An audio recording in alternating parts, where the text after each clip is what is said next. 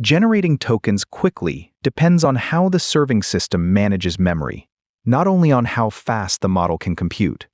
I'm Mehrdad. In this lesson, we will treat the key-value cache as memory that grows and moves with every request. We will reduce wasted space, combine requests efficiently, reuse repeated prompts, and explain when speculative decoding can make generation faster. A transformer needs information from earlier tokens whenever it generates the next token. Inside each attention layer, earlier tokens have key vectors and value vectors that the current token must read. Recomputing those vectors from the beginning after every generated token would repeat most of the same work.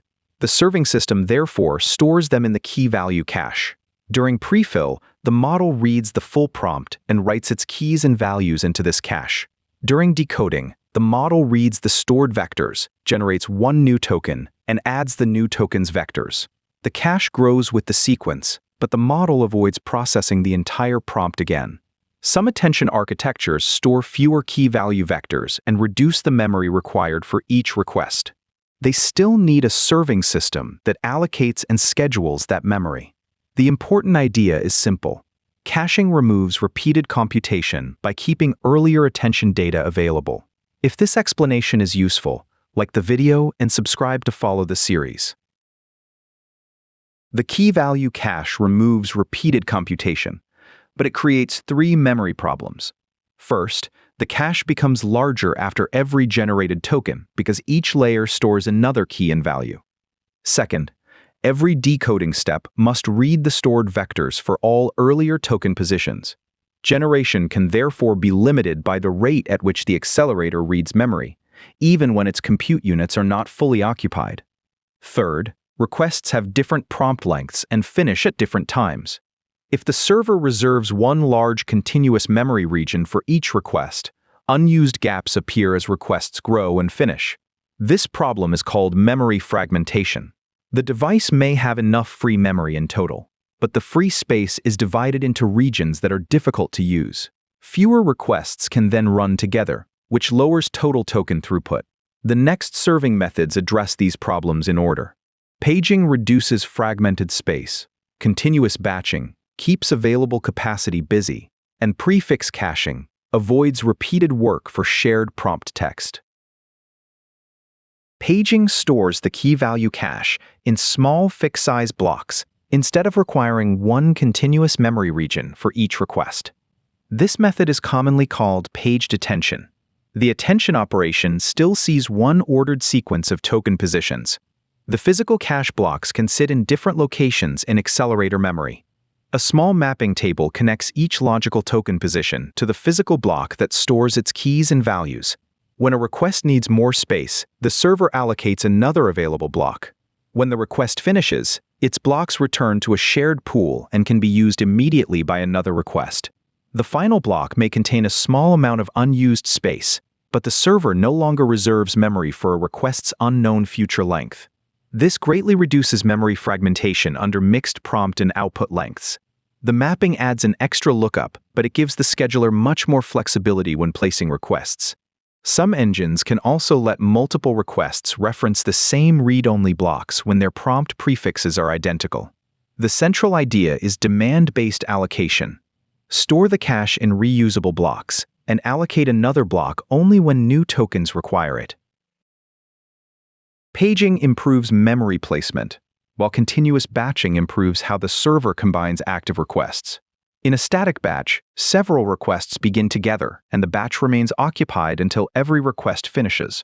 A short response can finish early, but its place may remain unused while longer responses continue. Continuous batching updates the active group after each token generation step.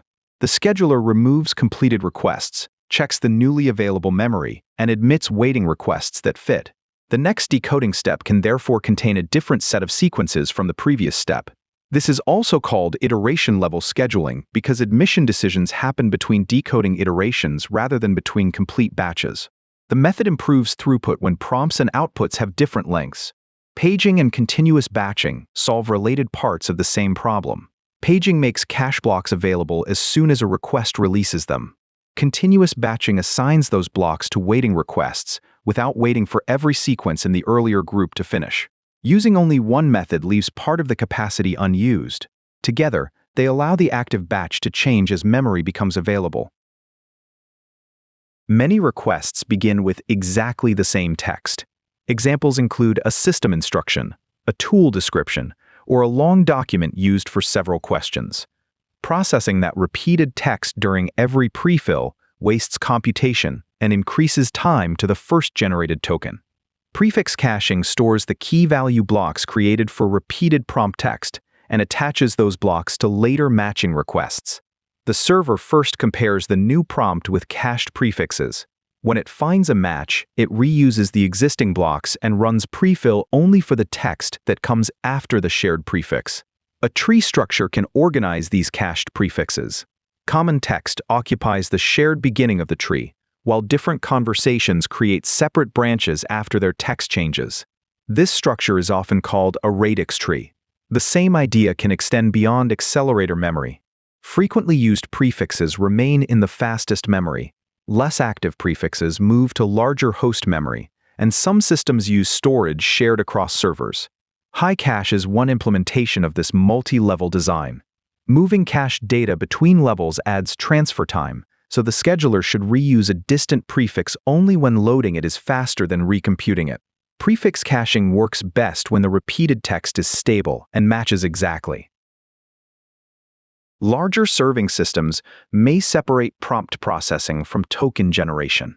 One group of machines performs prefill and creates the key value cache. Another group performs decoding and must receive that cache before it can generate tokens.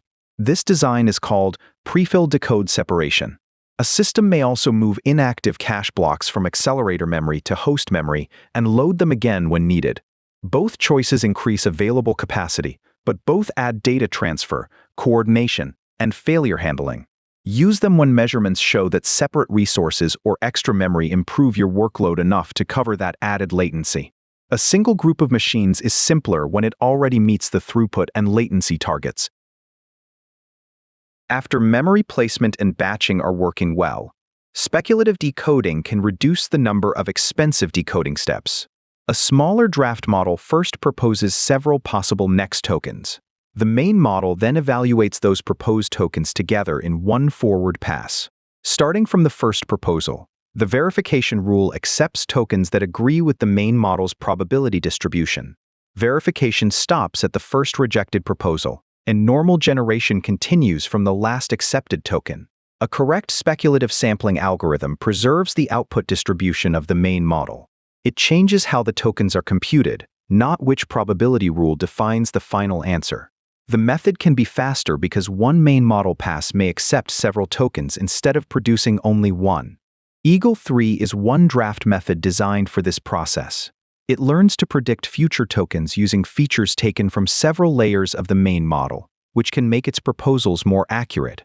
The exact implementation is less important than the two-stage mechanism. A cheaper model proposes tokens, and the main model verifies them. The useful measurement is the acceptance rate, which is the fraction of proposed tokens that the main model accepts. Higher acceptance allows each main model pass to advance farther. Speculative decoding helps only when accepted tokens save more time than drafting and verification consume. If the draft model often predicts different tokens from the main model, the acceptance rate falls. The server then pays for the draft model, but advances only one or two tokens after verification. Large active batches can create another limit. When the accelerator is already busy with main model computation, there may be little unused compute available for the draft model. Unpredictable outputs can also reduce acceptance, especially when the response changes format, switches tools, or enters a less familiar topic. Test the method with the prompts, batch sizes, output lengths, and sampling settings used in production. Compare end-to-end tokens per second and request latency with speculation enabled and disabled. If acceptance is low, try a shorter draft, improve the draft model, or disable speculation for that request type. Do not use speculative decoding to hide fragmented memory, repeated prefix computation, or poor batching.